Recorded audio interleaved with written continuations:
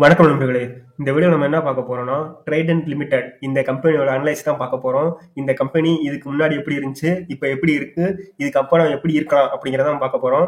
நம்ம பார்க்கறது எல்லாமே பார்த்தீங்கன்னா 10ல இருந்து 15 வருஷமாவது ஹோல்டு பண்ணா மட்டும்தான் நல்ல ரிட்டர்ன் எடுக்க முடியும். எந்த கம்பெனியா இருந்தாலும் ஷார்ட் டைம் நம்ம பண்ணோம்னா லாஸ் வர அதிக வாய்ப்பு இருக்கு. இல்லாட்டி ஒரு கம்பெனில மாட்டிக்கிட்டு நம்ம வெளியில வர முடியாம முழிக்கலாம்.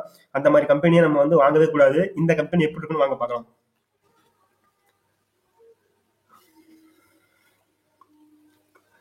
இந்த கம்பெனியோட மார்க்கெட் கேபிட்டல் பாத்தீங்கன்னா 22,000 கோடி கிட்ட இந்த கம்பெனியோட மார்க்கெட் கேபிட்டல் இருக்கு. கரண்ட் பிரைஸ் பாத்தீங்கன்னா 44 ரூபா ட்ரேட் ஆயிட்டு இருக்கு. ஹை பாத்தீங்கன்னா 52 ரூபா வரையும் போயிருக்கு. லோ பாத்தீங்கன்னா 25 ரூபா வரையும் வந்திருக்கு. இந்த கம்பெனியோட கடன் பாத்தீங்கன்னா 1600 கோடி ரூபாய் கடன் வச்சிருக்காங்க. ப்ரொமோட்டர் ஹோல்டிங் பாத்தீங்கன்னா 73% அவங்களே ஹோல்டு பண்றாங்க. அதுக்கடுத்து ரிசர்வ் பாத்தீங்கன்னா 3600 கோடி ரூபாய் அவங்களே ரிசர்வ் தனியா வச்சிருக்காங்க.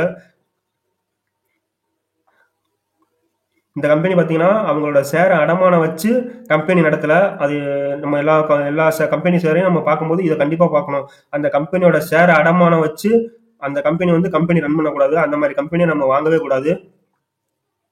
சேல்ஸும் பார்த்தீங்கன்னா 6500 கோடி ரூபாய்க்கு இவங்க சேல்ஸ் பண்ணிட்டு இருக்காங்க. நம்ம இதுவரையும் பார்த்த வரையுமே இந்த கம்பெனி நல்லா தான் இருக்கு. இந்த கம்பெனியோட ஒட்டுமொத்த சார்ட் நம்ம பார்த்தோம்னா 2006ல பாத்தீங்கன்னா இந்த கம்பெனியோட ஷேர் பாத்தீங்கன்னா 3 ரூபா 5 ரூபா அந்த ரேஞ்சிலேயே தான் சுத்திட்டு இருந்திருக்கு. எத்தனை வருஷம் சுத்திட்டு இருந்திருக்கு பாருங்க. கிட்டத்தட்ட 2021 வரையுமே பாத்தீங்கன்னா அந்த 10 ரூபா அந்த ரேஞ்சிலேயே தான் சுத்திட்டு இருந்திருக்கு. அதுக்கப்புறம் தான் பாத்தீங்கன்னா இந்த 2021க்கு அப்புறம் தான் இந்த கம்பெனி நல்லா மேல போயிருக்கு. கிட்டத்தட்ட 65 ரூபா வரையும் மேல போயிருக்கு. அதுக்கப்புறம் பாத்தீங்கன்னா இப்ப கொஞ்ச நாளா இந்த கம்பெனி சரிவுல இருக்கு. அதுக்கு என்ன காரணங்கிறத நம்ம ரிசல்ட்டை பார்க்கும்போது பார்க்கலாம். இந்த கம்பெனி பாத்தீங்கன்னா 45 ரூபால இப்ப ட்ரேட் ஆயிட்டு இருக்கு. 45 ரூபா 44 ரூபா அந்த ரேஞ்சில் ட்ரேட் ஆயிட்டு இருக்கு. இந்த இடத்த இங்க இந்த இடத்த பாருங்க. இந்த இடத்துல ஒரு சப்போர்ட் எடுக்கணும். இப்ப இந்த இடத்துல இந்த ஷேர் சப்போர்ட் எடுத்துச்சுன்னா கண்டிப்பா இந்த ஷேர் இந்த இந்த ரேஞ்சை இந்த ரேஞ்சாவது டச் பண்ணும். இந்த ரேஞ்சுக்கு மேல பிரேக் ஆக அதிக வாய்ப்பு இருக்கு. அதனால இந்த இந்த ரேஞ்சை நம்ம கரெக்டா பாத்துக்கிட்டே இருக்கணும். இந்த ரேஞ்சில கட் பண்ணக்கூடாது. கீழே கட் பண்ணாம மேல ஒரு 2 நாளாவது ஒரு நாளாவது க்ளோஸ் ஆகணும். இந்த இடத்த இப்படி மேல க்ளோஸ் ஆச்சுன்னா கண்டிப்பா இந்த இடம் பழைய ஹையா வர வாய்ப்பு இருக்கு. அதையும் பிரேக் அவுட் ஆச்சுன்னா அதுக்கு மேல போக அதிக வாய்ப்பு இருக்கு. ஒருவேளை இந்த ஸ்டாக் பாத்தீங்கன்னா கீழே கட் ஆச்சுன்னா கண்டிப்பா இந்த இந்த லோ எல்லாம் வர வாய்ப்பு இருக்கு. அதனால லாங் டைம் நான் 10 வருஷம் ஹோல்டு பண்ண போறேன் அப்படின்னா இந்த கம்பெனி இன்வெஸ்ட் பண்ணுங்க. எப்ப வேணாலும் பண்ணலாம். இல்ல நான் ஷார்ட் டைம்ல ரொம்ப ஷார்ட் டைம்ல நான் வெளியே வந்துருவேன் அப்படின்னா கண்டிப்பா இது கீழே பிரேக் அவுட் ஆச்சுன்னா பண்ணவே பண்ணாதீங்க. ஏன்னா மார்க்கெட்டும் பாத்தீங்கன்னா ரொம்ப ஹைல இருக்கு. இன்னைக்கே பாத்தீங்கன்னா 400 பாயிண்ட் கிட்ட மார்க்கெட் கீழே அடிச்சிட்டாங்க. இன்னும் ஒரு 500 பாயிண்ட் கீழே இறங்க வாய்ப்பு இருக்கு.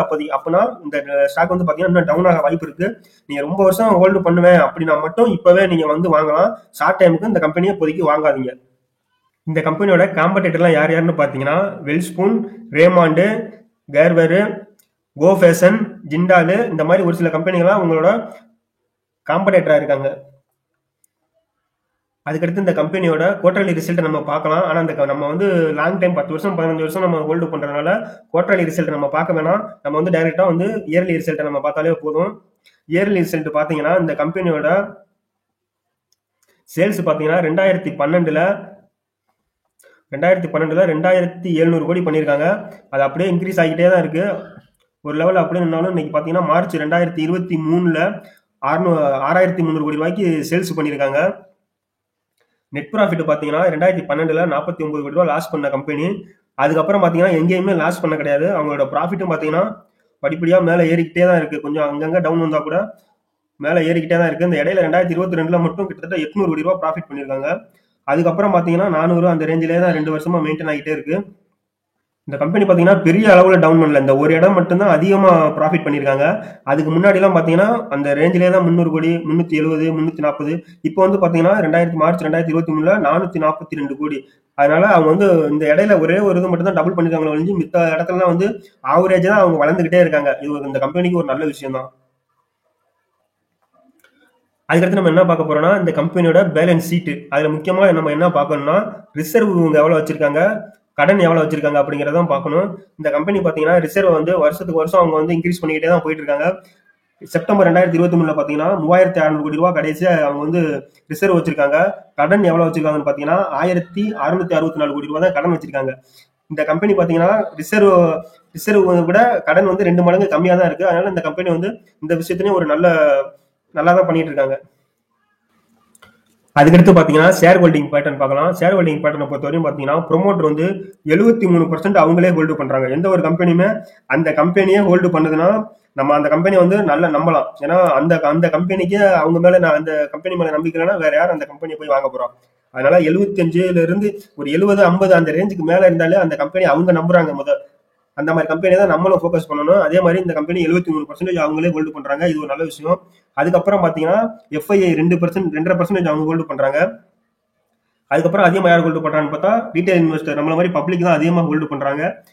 அதனால இதுவும் இந்த ஷேர் ஹோல்டிங் பேட்டர்னை பொறுத்தவரையும் ரீட்டைல் இன்வெஸ்டர் இன்வெஸ்ட் பண்றதுக்கு இதுவும் ஒரு நல்ல கம்பெனி. அதுக்கடுத்து இந்த கம்பெனியோட ஓன் வெப்சைட்ல போய் இவங்க என்னெல்லாம் மேனுஃபேக்சரிங் பண்றாங்க அப்படிங்கறத நம்ம பார்க்கலாம். இந்த கம்பெனி பாத்தீங்கன்னா நோட் புக் மேனுஃபேக்சரிங் பண்றாங்க, ஃபேக்டரி வச்சிருக்காங்க, நூல் ரெடி பண்றதுக்கான ஃபேக்டரி வச்சிருக்காங்க, நம்ம தர விரிக்கிற மேட் இருக்குல்ல காட்டன் மேட் அந்த இது மேனுஃபேக்சரிங் பண்றாங்க. அதுக்கப்புறம் பாத்தீங்கன்னா நூல் மேனுஃபேக்சரிங் பண்றாங்க. இந்த 4 பொருள் தான் அவங்க மேஜரா மேனுஃபேக்சரிங் பண்றாங்க. இந்த கம்பெனியை பாத்தீங்கன்னா நம்ம ஃபியூச்சருக்கு கண்டிப்பா நல்லா இருக்குமா நல்லா இருக்காதாங்கிறத விட இந்த கம்பெனியோட தேவை எப்படின்னு பாருங்க. இந்த கம்பெனி வந்து பொருள் வந்து என்னைக்குமே மக்களுக்கு தேவைப்படுற பொருள் தான், தேவைப்படாத பொருளோ இல்ல அழியிற பொருளோ கிடையாது. கண்டிப்பா மக்களுக்கு தேவைப்படுற பொருள். கம்பெனி மட்டும் நல்லா ரன் பண்ணாங்கன்னா ஃபியூச்சர்ல நல்ல மல்டிபிளராக அதிக வாய்ப்பு இருக்கு இந்த கம்பெனி. அதே மாதிரி இந்த கம்பெனில 1000, 500 மட்டும் உங்களால முடிஞ்சா மாசம் மாசம் இன்வெஸ்ட் பண்ணிக்கிட்டே வாங்க. இந்த கம்பெனியோட ரிசல்ட்டையும் நீங்க வாட்ச் பண்ணிக்கிட்டே இருங்க. நானும் இந்த கம்பெனியோட ரிசல்ட்டை நம்மளால முடிஞ்ச அளவுக்கு நம்ம சேனல்ல போட்டுக்கிட்டே வர்றோம். இந்த கம்பெனியை நீங்க வந்து வாட்ச் பண்ணிக்கிட்டே வந்துகிட்டே ஒரு 1000, 500 இந்த மாதிரி போட்டுக்கிட்டே வந்தாதான் ஃபியூச்சர்ல ஒரு நல்ல குரோத்தா அந்த ஸ்டாக் கிடைக்கும் நமக்கு. இதே மாதிரி நம்ம வேற எந்த ஸ்டாக் வந்து நம்ம அனலைஸ் பண்ணணும் அப்படிங்கறத நம்ம சேனல் கமெண்ட் பாக்ஸ்ல கமெண்ட் பண்ணுங்க. மறக்காம சப்ஸ்கிரைப் பண்ணுங்க. நன்றி.